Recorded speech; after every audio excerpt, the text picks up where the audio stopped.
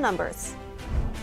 Republican candidates campaigning in Atlanta and South Carolina. This while President Biden's campaign dumps tens of millions in ads in battleground states. We get some insight on this from an analyst. The National Weather Service warns of life-threatening and catastrophic flooding in Southern California. We have the latest on Tropical Storm Hilary and its effects. FEMA's administrator is sounding her own emergency warning over disaster relief funds and learn why major insurance companies are backing out of the market in California.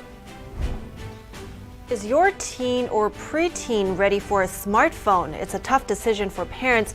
We bring you vital information on the pros and cons of giving them one.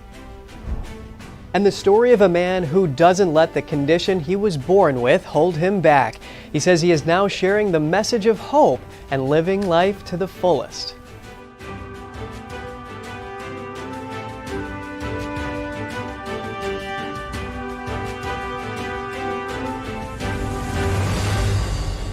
Good morning. Welcome to NTD. I'm Kevin Hogan.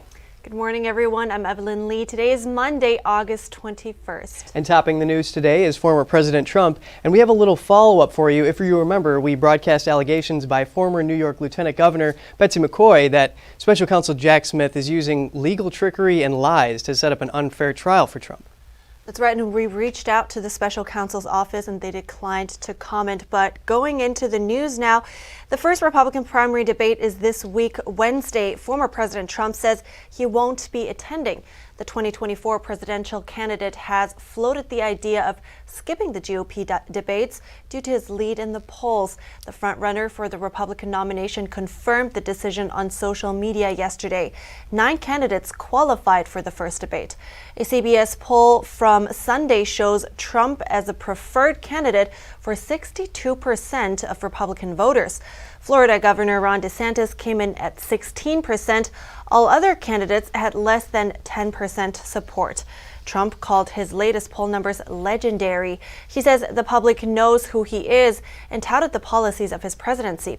He says it didn't make sense to give his GOP rivals a chance to attack him because of his sizable lead. Trump suggested he might be skipping other Republican debates as well. The next GOP debate is set for next month in California. Now, what kind of impact could this decision have? We bring in Janice Heisel for more on this. She's a reporter with the Epoch Times and has been following along pretty closely. Good morning, Janice. It's good to have you. Let's talk about this. Trump announcing that he will not attend the GOP debate. How do you think will it affect him or even the other candidates? Well, I did an article prior to all of this last week with this speculation that he would not attend.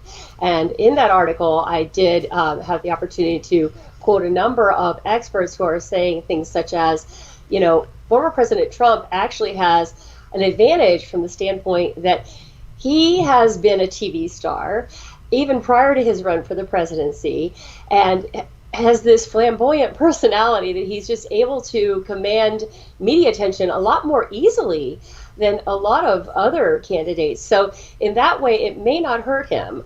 However, it still is possible. We don't know how voters will react. We don't know what is going to happen on that stage when he is not there. He will be there in spirit, so to speak, though, because he is sure to come up as a topic. Now, that's a good point because debates increasingly become a media event, right? But there is a criticism, and there is criticism on that. And DeSantis, for instance, he mentioned that the public won't look kindly on that. Now, what's your reaction to this? Well, based on what I've seen on social media and just speaking to people out in the public, I've got to tell you that I do have a little bit of a mixed reaction.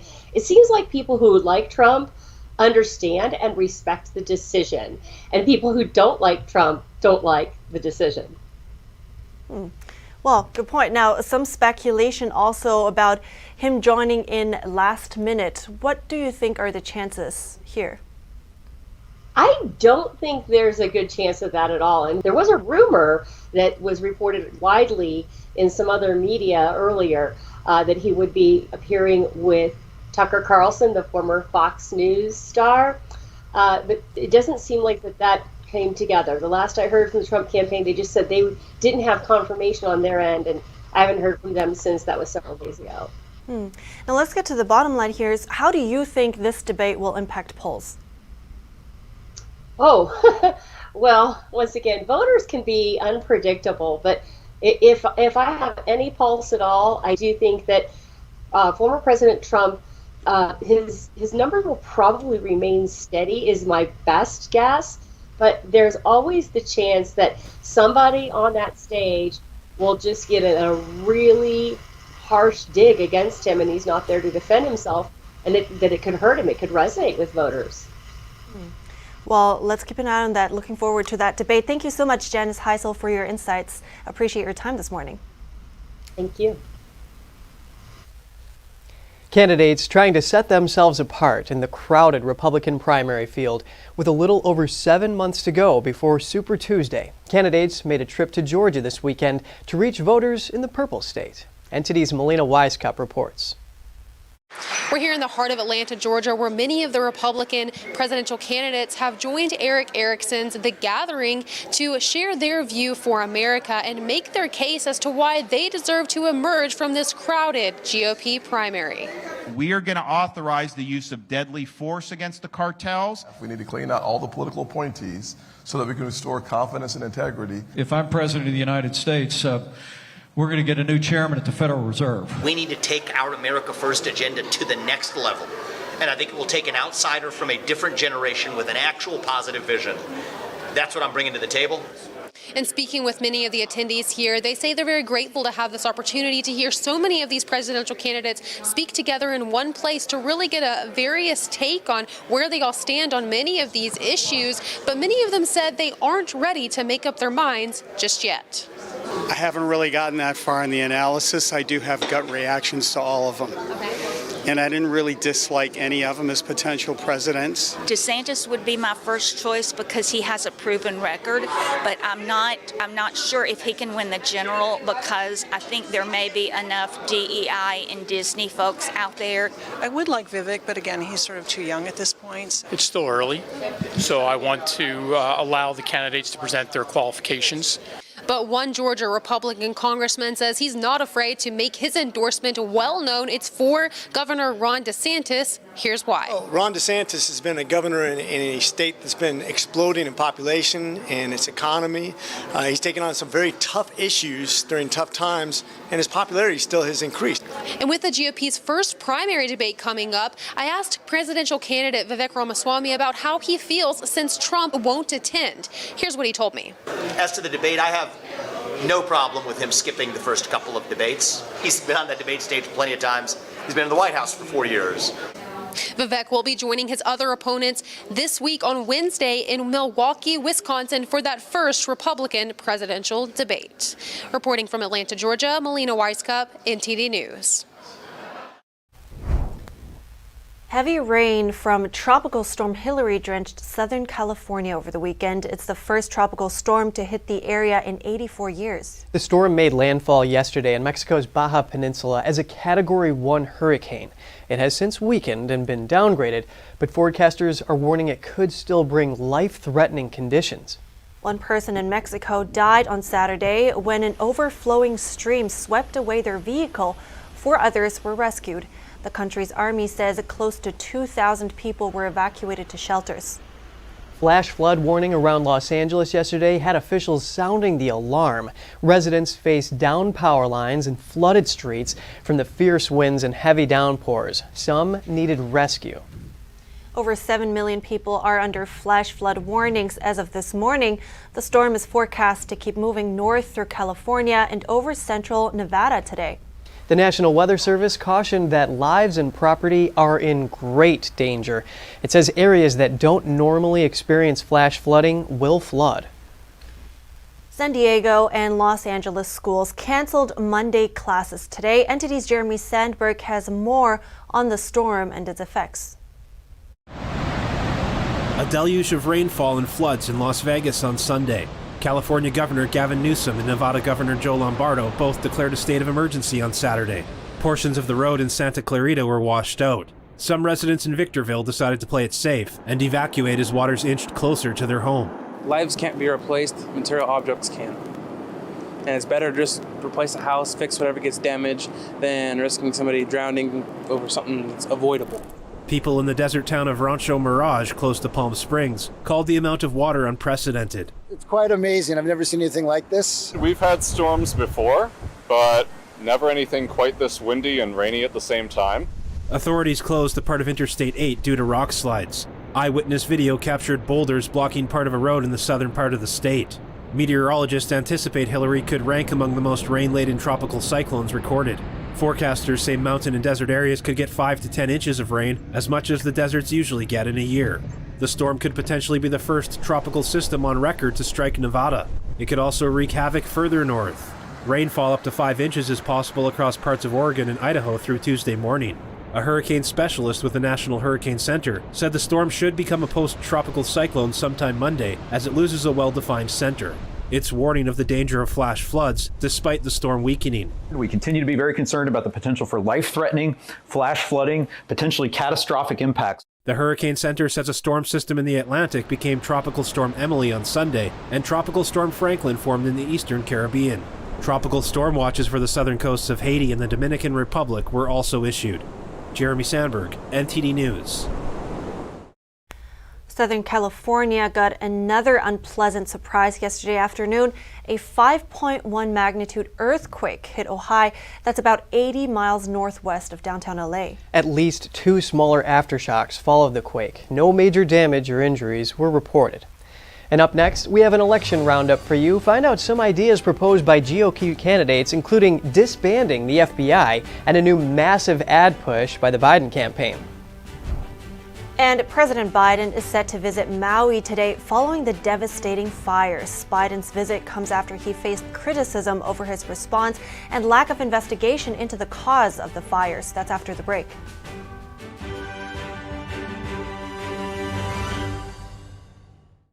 Is deep sea fish oil really healthy?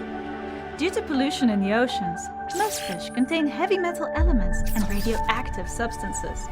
That's why it's so important to choose a pure source of omega-3.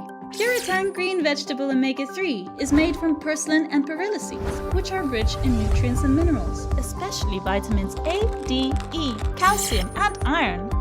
With natural processing and no harmful chemical additives, it has more than 90% concentration of omegas 3, 6, 7, and 9.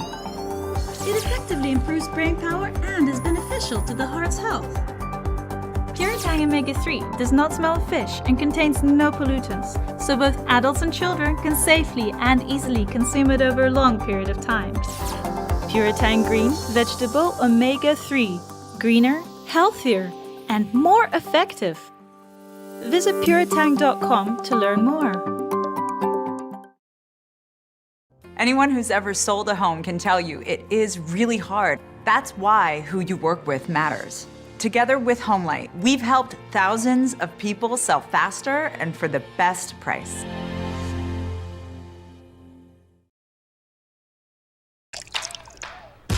You're not going to get it all right. Just make sure you nail the big stuff. Mama! Like making sure your kids are in the right seat for their age and size. Get it right at nhtsa.gov/the right seat.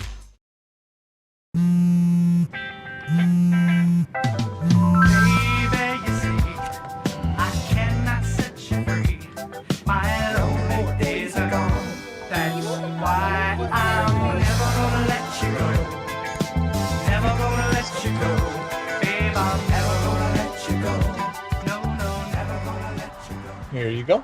Thank you. Thank you.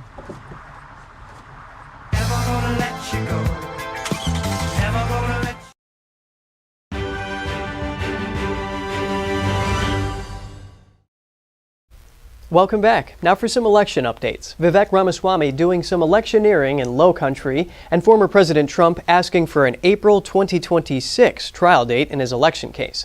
We're bringing in a political analyst to break this down for us. Lenny McAllister, Senior Fellow with the Commonwealth Foundation, joins us live.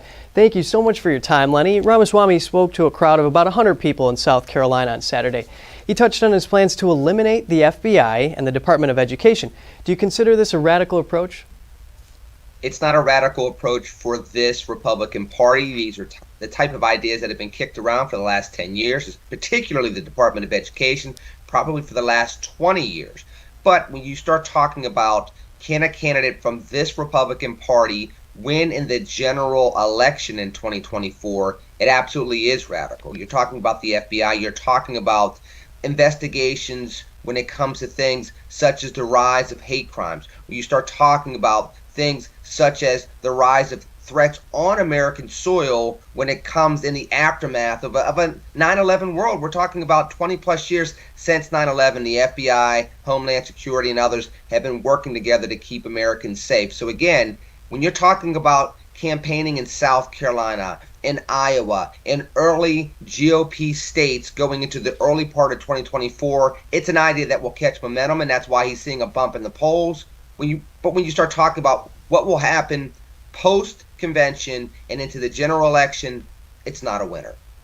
And of course, Ramaswami is a young candidate with a lot of big ideas, but do you think the American public is ready for things like that? And have you heard him talk about any possibilities of what he's going to do to replace the FBI?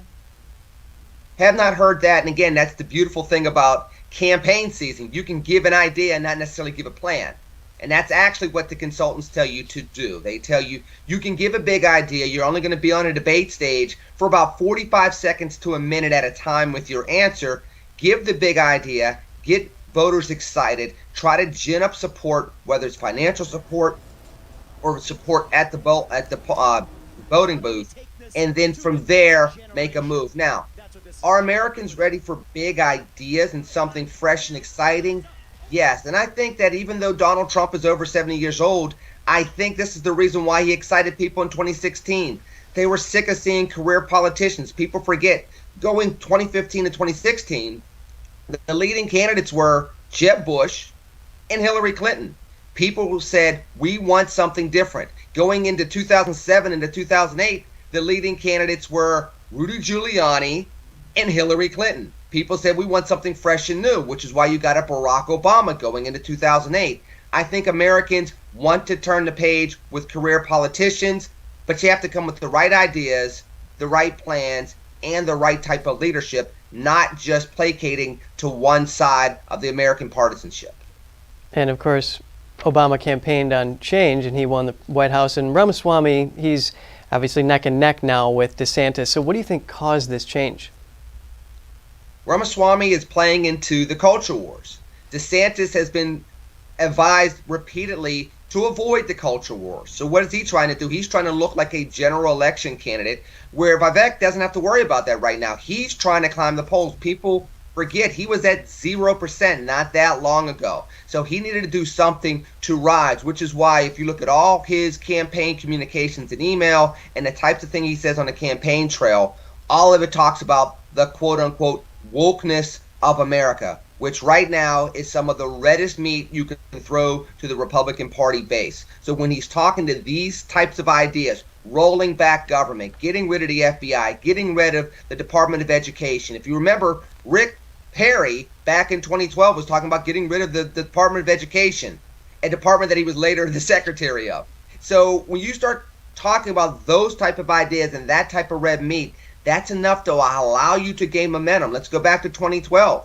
You know, Herman Cain caught lightning in a bottle with 999. Again, this is the season for big ideas without necessarily having to have a big, robust, and viable plan behind it. That's allowing him to get this bump. Let's see how long he can ride the wave. So Lenny, while we still have you on the line, Trump has confirmed that he is skipping the first GOP debate, and he may even pass on the following ones. Do you think this is a good strategy for him? He's not a good debater, and he's ahead in the polls.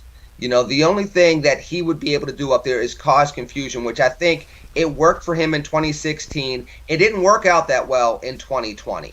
If he goes up there and does the same exact thing and he's a target with all these indictments, it would not be a good thing for him to be there. Now, at the same exact time, he's not going to be able to avoid debates, but for so long. As the crowd calls a little bit and you don't have as many candidates in the race, which is not going to happen for a while, by the way. You know, people will stay in the race until the beginning of the year. Don't be shocked if he skips 3 debates, 4 debates. If we get one in August, one in September, maybe one in late October, and maybe one in December going into Iowa, he might skip at least 3 of those. again, as long as he's ahead in the polls, as long as he is not a strong debater, and as long as he has all these legal problems, it behooves him to try to find a diversionary tactic to be away from that type of situation where he's a target and continue to try to raise money and stay at the top of the polls. Well, Lenny McAllister with the Commonwealth Foundation, I always appreciate talking to you. Likewise. God bless. President Biden and First Lady Jill Biden are set to visit Maui today. The visit comes after the deadly fires that claimed more than 100 lives and reduced the historic resort town of Lahaina to ashes. The director of FEMA says she's hopeful Biden's visit will offer a sense of hope and assurance. It comes after the president faced criticism by some over what was said to be a lack of response to the disaster. The fires have raised many questions about accountability and disaster response measures. The Biden administration has promised billions to help rebuild the island, but so far hasn't committed to a federal investigation into the cause of the fire. The devastating fires have been described as the worst the U.S. has seen in over a century.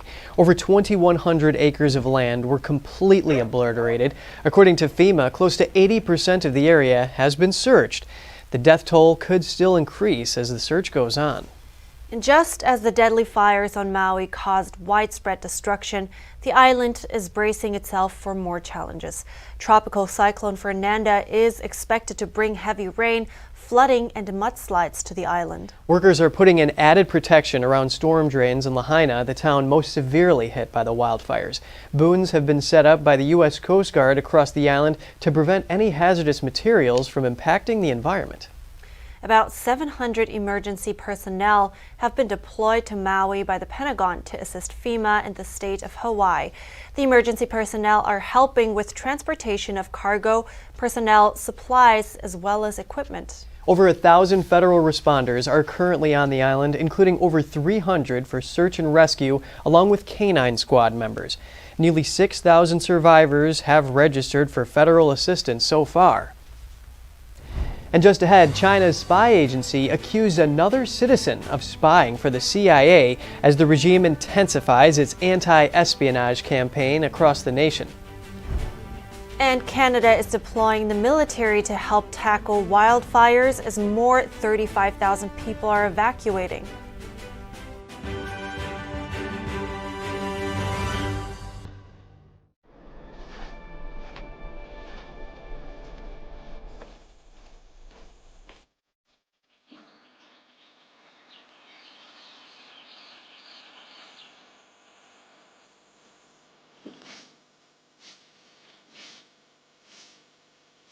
One in 5 children worldwide are faced with the reality of living without food. No family dinners, no special treats, no full bellies. All around the world, parents are struggling to feed their children. Toddlers are suffering from acute malnutrition, which stunts their growth. Kids are forced to drop out of school so they can help support their families. COVID, conflict, inflation, and climate have ignited the worst famine in our lifetime. And we're fed up. Fed up with the fact that hunger robs children of their childhood. Fed up with the lack of progress. Fed up with the injustice. Help us brighten the lives of children all over the world by visiting getfedupnow.org. For as little as $10 a month, you can join Save the Children as we support children and families in desperate need of our help. Now is the time to get fed up and give back. When you join the cause, your $10 monthly donation can help communities in need of life-saving treatments and nutrients. Prevent children from dropping out of school. Support our work with communities and governments to help children go from short-term surviving to long-term thriving. And now, thanks to special government grants, every dollar you give before December 31st can multiply up to 10 times the impact. That means more food, water, medicine, and help for kids around the world. You'll also receive a free tote bag to share your support for children in need. Childhood without food is unimaginable. Get fed up. Call us now or visit getfedupnow.org today.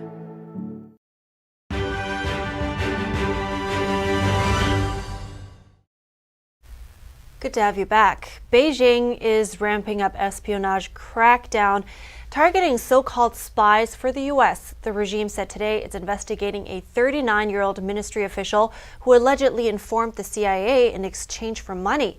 That's the regime's second high-profile espionage claim this month. Beijing claimed that the Chinese national was recruited by the CIA while studying in Japan.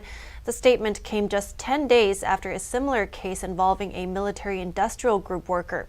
Earlier this month, the regime called on all members of society to join its fight against espionage and offered rewards and protection for those who provide information. The crackdown came after Beijing expanded the scope of its anti-spying law in July. The Netherlands and Denmark have announced they will supply F-16 fighter jets to Ukraine. The F-16s will be used to strengthen Ukraine's growing counteroffensive against Russia. The Danish Ministry of Foreign Affairs said conditions for the transfer include training Ukrainian personnel, setting up infrastructure and logistics, and receiving the necessary authorization. The move comes after Ukraine recently procured M1 Abrams tanks from the U.S. and Leopard 2 tanks from Germany. Dutch Prime Minister Rutte said the deployment of the fighter jets is being done in close cooperation with the United States. Neither Netherlands nor Denmark specified the number of fighter jets they will send. And now we're getting to some short headlines from around the world. Ukrainian officials said 7 people were killed and over 140 wounded after a Russian missile struck a theater in the northern Ukrainian city of Chernihiv. Yesterday, people leaving church and others passing by were among those hurt. At the theater, a meeting involving drone manufacturers was taking place. Canada is sending the military to tackle fast-spreading wildfires in the western province of British Columbia as more than 35,000 people are evacuating. Prime Minister Justin Trudeau said the military will help with logistical tasks, including evacuations and staging. West Kelowna's fire chief said conditions have improved to battle the flames that threatened the city of 150,000. Russia's first moon mission in 47 years failed. Its Luna 25 spacecraft spun out of control and crashed into the moon after a problem preparing for pre-landing orbit. It has been racing against India. The failure means that Russia may not be the first to sample the frozen water, which scientists believe the south pole of the moon holds. And our hearts go out to the victims of that Ukrainian theater and their families. Yeah. And coming up, Manhattan's unused office spaces could soon be used as housing for illegal immigrants. And the head of FEMA is sounding an alarm that disaster funds could dry up within weeks. In the midst of wildfire season, more and more insurance companies are leaving California. Hear what one expert says is behind the exodus when we come back.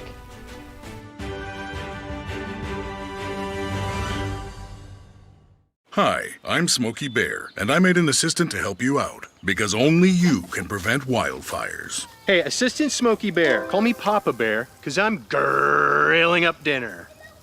Do you get it? Yes, good job. So, what should I do with all these coals? Don't just toss them out. Put them in a metal container because those embers can start a wildfire. I understand.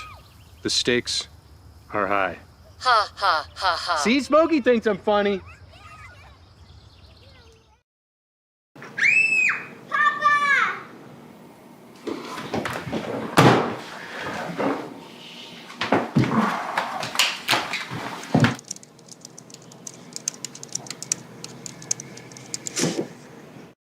It's all good, baby. Is it really all good? If you love me enough to routinely test your handyman skills, not to mention the strength of your marriage, then of course you'll visit nhtsa.gov/therightseat to make sure I'm in the right car seat. We would like to help you maintain a healthy body and mind so that you have the strength to enjoy a productive and fulfilling life. We want to keep you informed so that you can make the best decisions to support your family. We want to offer you the best education so you can join us in building a positive future for humanity. We hope to inspire you with goodness and compassion, to nurture your heart and soul with love and kindness, and fill your spirit with positive things. We'd like to share the tastiest meals with you. because you are part of our family. We want to bring you the most interesting and exciting things so we can enjoy every single day together. Ganjing World, technology for humanity.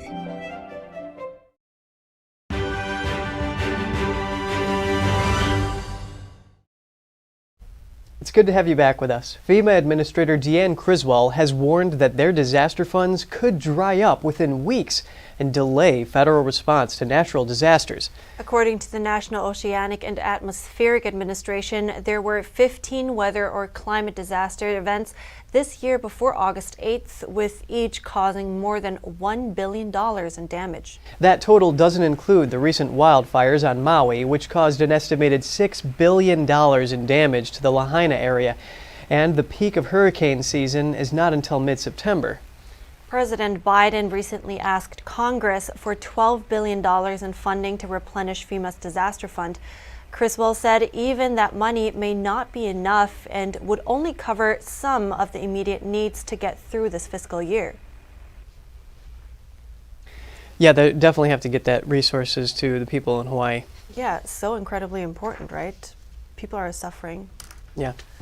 And Criswell says they are monitoring the situation day by day as September approaches. She also says while FEMA is responding to the Maui wildfires, it's preparing for the impact of Tropical Storm Hilary on Southern California. Flooding, wildfires, and earthquakes are the primary concerns for homeowner insurance providers, but increasing numbers of providers are dropping their coverage in California. Industry representatives lay part of the blame on Proposition 103. The law restricts how much homeowner insurance can cost. The proposition was passed in 1988 by voters in response to high auto insurance costs. Some experts say insurers need to raise premiums to remain profitable, and regulations slowing and preventing that are leading them to reduce their exposure to risk in California. NTD's Jack Bradley spoke to an insurance expert to get her take. She suggests there may be another reason as well. Good morning, Evelyn. Increasingly more insurance providers are canceling their coverage on Californians. And this is becoming a daily occurrence. That's according to Chris Hubbard, president of Hubbard Insurance Solutions. It's almost like dominoes. Every day we get another email that a company has pulled out, either altogether, or they put a moratorium on, or they stopped writing certain lines of business, and most notably homeowners and auto insurance. Every day, I just got another one today. So it's very stressful for, I'm sure you know, the homeowners. Even in the urban areas, not able to find competitive rates because State Farm and all of the big insurers aren't even writing insurance, period, for anybody in the state. So less competition means higher prices. How is the California's regulations and insurance commissioner impacting the insurance market right now? They are the reason that we are in the situation that we're in. Whenever we start to get anybody elected, they have to worry about whether or not they're going to be reelected for whatever position that might be in the future. Maybe not the insurance commissioner, but something else. And the last thing they want to do is let insurance companies increase the rates so high on their watch, because then it's potentially people won't vote for them. And then we had massive wildfires. They keep going. I mean, we have more that are starting up every day now. And the insurance companies just can't withstand any more exposure to this, because they have to be fiscally sound. They can't, I mean, it won't do us any good to pay for a premium if the insurance company can't pony up when we have a claim because they go insolvent. So they're very careful to make sure that doesn't happen. And that means they have to stop writing in California because they can't take on any more of the risk than what they already have. And they even they're starting to non-renew or cancel people. Why are the premiums so high? Why are the insurance rates so high now compared to in the past? Well, so in order for the insurance companies to be able to pay the claims, they have to have enough money. So right now they're running at about 120 to 130% of what they take in. So as you can see, I don't know about you, I can't go very long spending 20% more than what I make not very long at all. So insurance companies have been doing that for several years now, and they're at the point where they can't. The economy is going to stop. You're not going to be able to sell very many new homes if you can't buy insurance on them. And we're almost getting to that point where we don't have any standard or preferred carriers at all. And the same thing goes for auto insurance. Auto insurance is in the same crisis. You know, we've had more, I'm sure that you're driving on the freeway and you see how crazy people are driving and how many accidents. We're at an all-time high for accidents all across the United States. So the insurance companies don't have any relief anywhere from all of these massive automobile claims. So they've stopped writing auto insurance too. Are there enough insurance coverage companies out here in California right now? No. We don't have. In my agency, we represent about 25 different insurance companies, and we're down to 2 or 3. And every day, like I said, they'll take out one line of business, and then the next day we get another email and say, sorry, we're going to stop writing this one too. And 2 or 3 insurance companies, we only have 2 insurance companies that will write auto policies right now. They just can't withstand the claims that are going to happen if they take more business on. We had a lot of clients that have had to sell because they couldn't afford $10,000 or $12,000 a year in insurance anymore. They're on fixed incomes, they're retired. They had to make the hard decision. They had to move from a house they thought they were going to live in for the rest of their lives. Hubbard says unless regulations in California change, insurers will continue to limit their coverage. Evelyn? Thank you, Jack. A request for comment from the California Department of Insurance was not returned. But the department said earlier this year it's aware of the problem and is seeking ways to address this issue. Over to New York, Mayor Eric Adams, who has said he wants to turn the city's unused office space into migrant housing. Adams says the proposal could generate around 20,000 new homes. He added that building owners would need help with cutting through the red tape involving the venture. Plans included rezoning 42 blocks of Midtown South in the Manhattan district, and as part of the $24 billion pledge the city has made to create affordable housing. The move comes after another proposal by Adams last week to house migrants in shuttered prisons. Adams sent a letter on August 9th to State Governor Kathy Hochul suggesting the now defunct Metropolitan Correctional Center could serve as shelter to cope with the city's illegal immigrant crisis. The MCC was closed in 2021 following reports of unsafe conditions and multiple security breaches.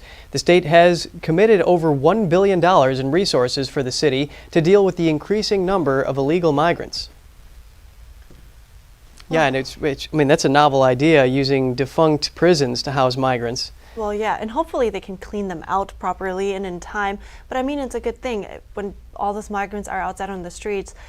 They're also very vulnerable for human traffickers, right? Right. And well, and the question is, what do you do when all the defunct prisons and all the schools and everything are all used up housing these migrants? That's when, obviously the federal level has to take a role in that. Well, let's see how this will play out.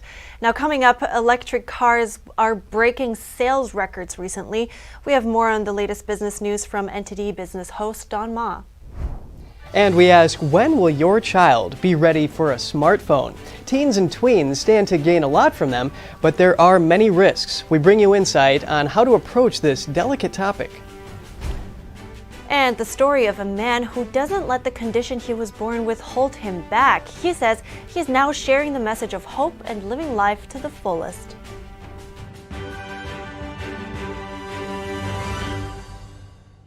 Stay tuned to get 2 rolls of alien tape free. You wouldn't stick your mother-in-law on the wall, but you could with alien tape. It just sticks. Just peel and stick to make anything stay in place quick. Brick, pavers, marble, tile, plastic, even leather. Nothing works better than alien tape. You wouldn't stick your fishbowl on a moving car, but you could with alien tape. The secret is nano-stick technology that grabs and locks on to secure one side of the surface to the other. Alien tape secures in seconds, then twist, pull, and rinse to reuse. Call or go online to get your first roll of alien tape for just $19.99, plus shipping and processing. But to make this deal really stick, we'll give you 2 more rolls absolutely free. You get 3 rolls of alien tape for one low price. Order now.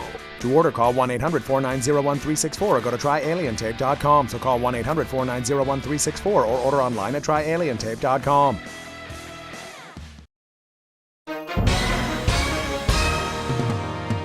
Hi everyone watching at home.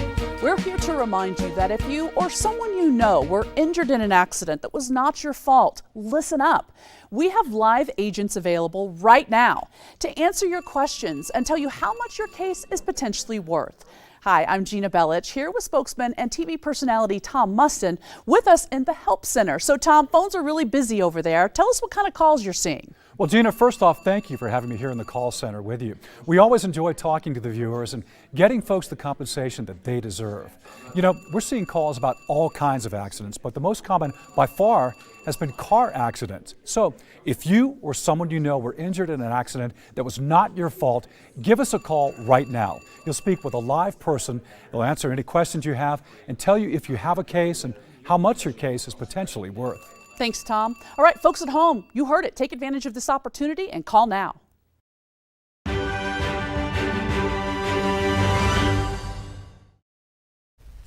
It's good to have you back with us. Demand for electric cars is booming, and we want to learn a little bit more about this, so we turn to NTD Business host Don Ma. Don, good morning. Thanks for coming on. Good morning, Kevin. How are you? Doing good. It seems like electric cars are breaking sales records recently. So Don, what are the numbers and why is this happening? Kevin, it appears that more shoppers are choosing electric vehicles so far this year than ever. Now, of course, this is according to vehicle sales data from Cox Automotive. So here's a brief overview. EV sales have been growing for the past couple of years, but that trend seems like accelerated this year. U.S. consumers bought nearly 300,000 new electric vehicles in the second quarter, which, by the way, is a new record. It's 48% higher than last year. And just to put this into perspective, this amount sold is more than the total number sold in all of 2019. Now, according to Cox Automotive, it predicts sales of fully electric vehicles in the U.S. will break the 1 million vehicle barrier in 2023. So that's the first time ever, a milestone for sure. Some experts are also saying EV sales are being propelled by some factors, including price cuts, a wide variety of available vehicles, and more government and manufacturing investments. So that's just a brief overview. Now it seems like the consumers have spoken. Just hopefully the electric grid can keep up. And are electric cars going to replace gasoline cars in the near term? Well, Kevin, the short answer is no. They're not going to replace gas cars anytime soon. The U.S. Energy Information Administration estimates that having an EV majority market, that's going to take decades, Kevin. And the reason, according to the director of industry insights at Cox Automotive, is that price is too high, and that's the biggest barrier for consumers. Then the second biggest concern is a lack of access to charging stations. Now, the number of charging stations is still lagging behind to what is needed to support a wider scale adoption of electric vehicles. At the end of Q1 2023 this year, there were roughly 134,000 charging stations and 3.3 million EVs on the road across the country. So think about that ratio here. And there's another thing, Kevin. Drivers have to consider that it takes a very long time to charge an EV. So if you're out of battery, you're going to be stuck at a charging station for hours and hours, Kevin. Yeah, and if only those EV makers can just bring down the price and the size of those batteries. I mean, I've heard there's hard to even get anything in the trunk. So is there anything else you have for us, Don? Yeah, sure. Just a quick update on bankrupt trucking company Yellow. According to the Wall Street Journal, the company has got a new bid of $1.5 billion from Old Dominion Freight Line. The money is to buy Yellow's network of nearly 170 trucking terminals. The offer is $200 million higher than an earlier bid by Revel Estes Express Lines. The deal could provide Yellow with enough money to roughly pay off its outstanding loans. But now turning to social media, a new web version for Meta's app Threads is in the works. This move comes amid fierce competition between Meta and Elon Musk's rival company X, formerly known as Twitter. The new feature would add to the wish list of users after the app's popularity declined since it launched in early July. And just, Kevin, one more update. Mortgage rates may soon climb even higher to potentially 8%. Economists say it all depends on what the Fed will do about inflation in the coming months. If officials choose to raise rates once again, it could be the 12th hike in 18 months. And what that means is higher costs for home buyers. 30-year mortgage fixed rate has already settled above 7%. It's the highest level in more than 20 years. But yeah, on that note, that's all from me, Kevin. Well, we're going to see if Threads unravels or if it picks up some traction. So thank you, Don, host of NTD Business. Good talking to you. Thank you. Some great insights. And now turning to parents of teens or preteens, you guys listen up, because Kevin here has been searching for answers on the best way to approach the topic of smartphones for your kids. Yeah, that's right. A little bit of research, a talk with an expert in psychology, and a trip to the streets of New York. Hopefully it can help paint a broad picture of this sensitive topic and help you make an informed decision that's best for your family. Take a look. These devices, smartphones, can be invaluable for tweens, those 8 to 12, and teens when it comes to navigating the subway, staying safe when they start driving and there's a mishap, and staying in the loop socially. They can give young kids the chance to develop digital literacy in the information and technology age and serve as a source of entertainment and even help them to become more creative. But there are significant risks for young people in cities and elsewhere surrounding the use of these smartphones. We hear more on this from an expert. We're joined now by Mara Francis, clinical psychology postdoctoral fellow at the Manhattan Psychology Group. It's great to speak with you, Mara. Yeah, it's great to speak with you too, Kevin. Thank you for having me. Parents face a number of challenges, as you know, when deciding whether or not to give their smartphones to their children. The question is, do the risks outweigh the benefits? I mean, the risks are cyberbullying, inappropriate texting, possibly with a predator, and also it becoming a source of too many distractions. So do the connectedness and the independence outweigh this? You know, I think it's a little bit of a balance. It's kind of like a black and white perspective. So having too little of something could be a bad thing, but also having too much of something can also be a bad thing. So I think it's about finding that middle ground about what works for the child, the teen, and the parent.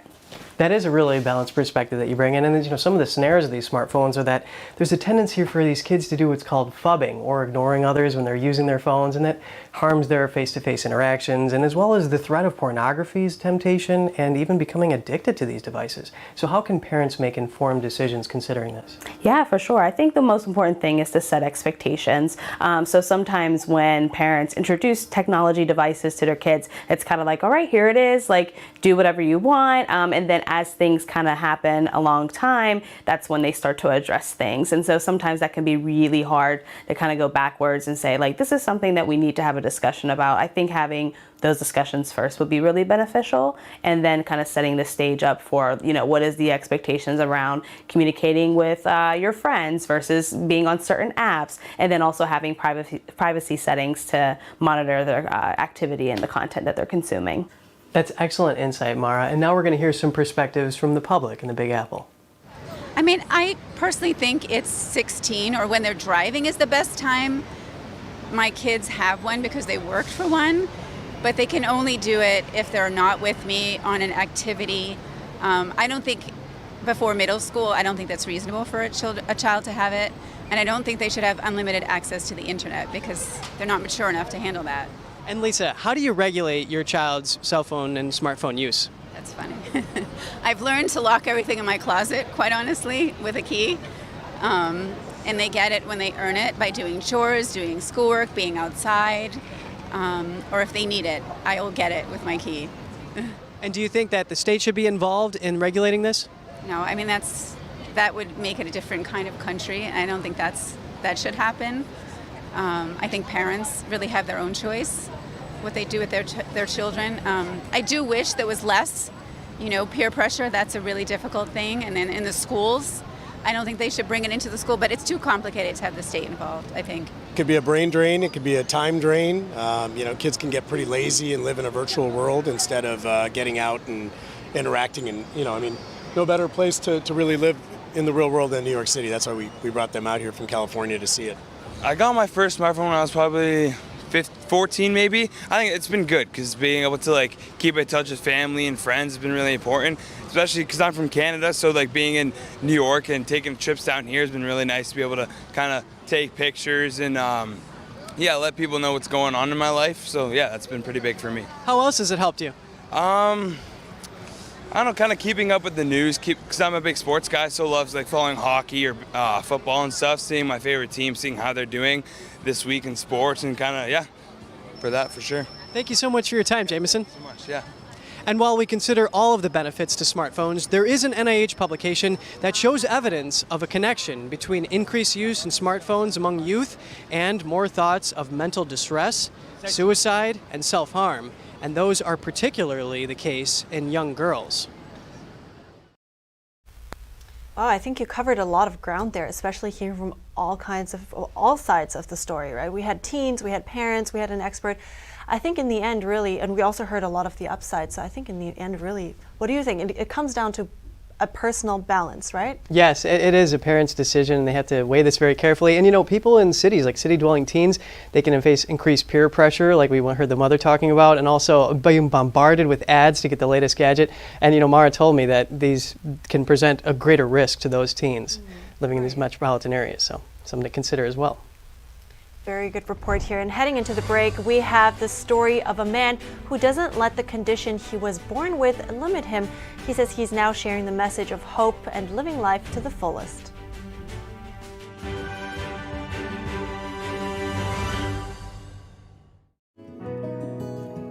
Looking for a healthy and smooth-tasting brew?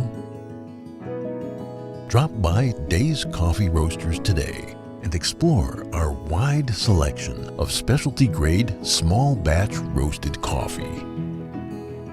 Home to North America's first enzyme-fermented coffee, we source a wide selection of specialty-grade coffee beans from around the world, and our baristas are ready to craft your customized brew. Visit Days Coffee at 28 North Street, Middletown, New York. Come experience a brew like no other. Anyone who's ever sold a home can tell you it is really hard. That's why who you work with matters. Together with HomeLight, we've helped thousands of people sell faster and for the best price.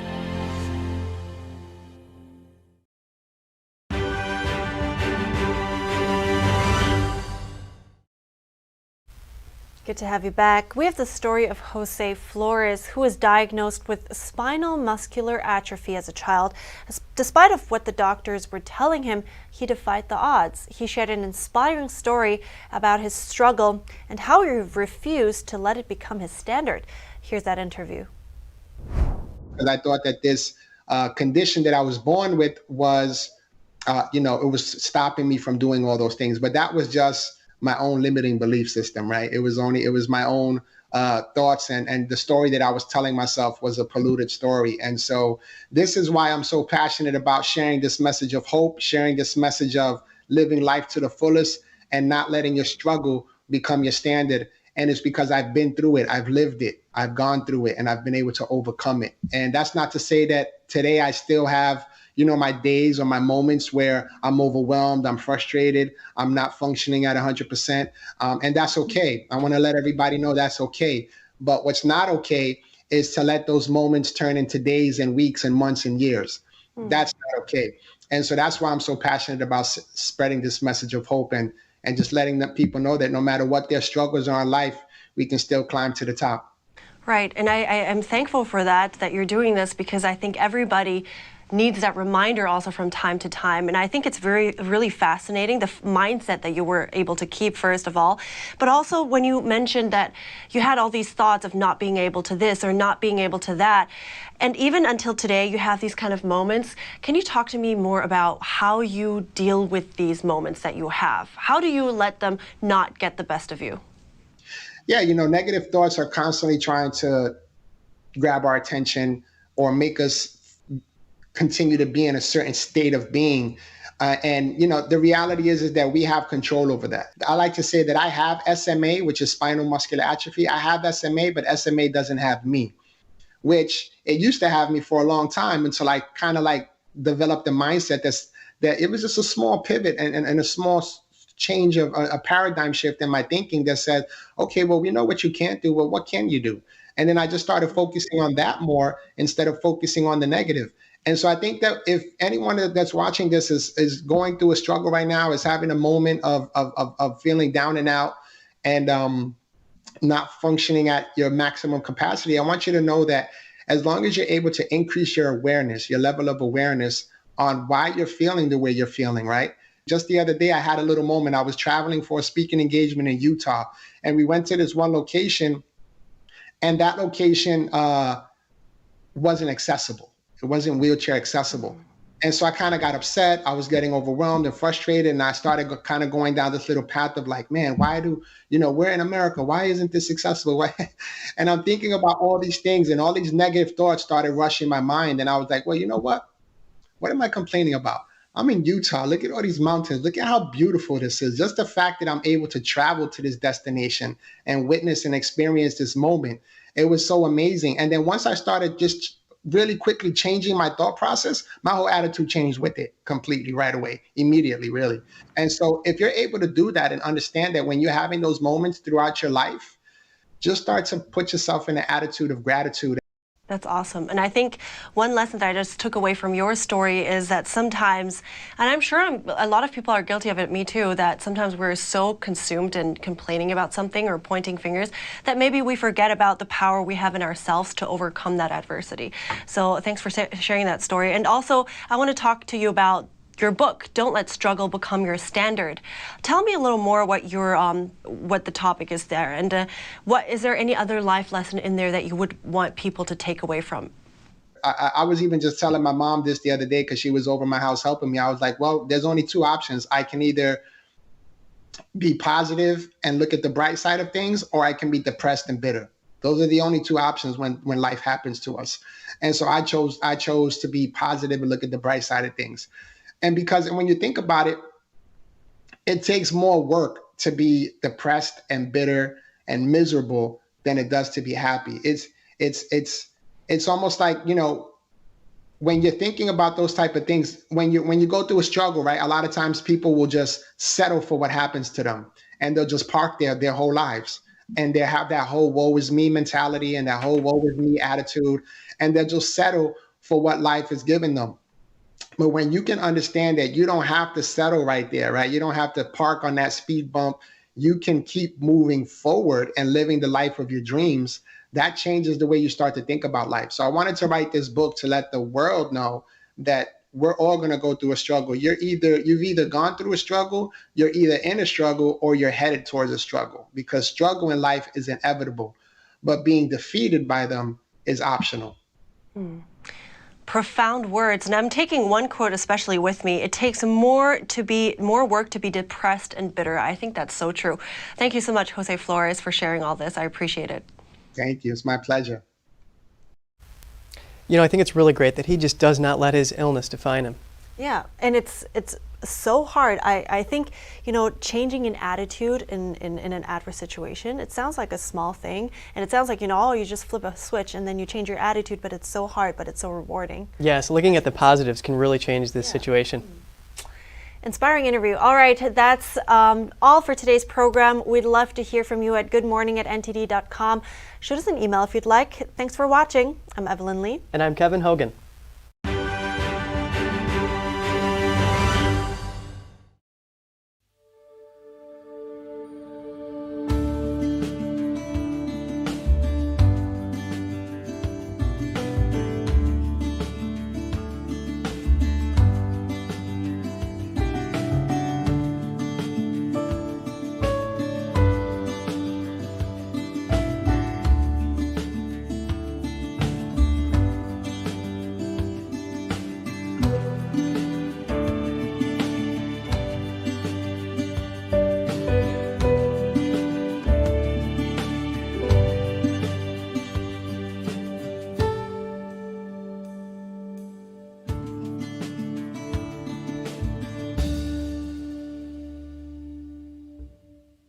Thanks for watching us on YouTube. Did you know YouTube only keeps selective videos on its platform? So if you want to make sure you get the full picture, just subscribe to our newsletter. Go to newsletter.ntd.com and sign up. It's free.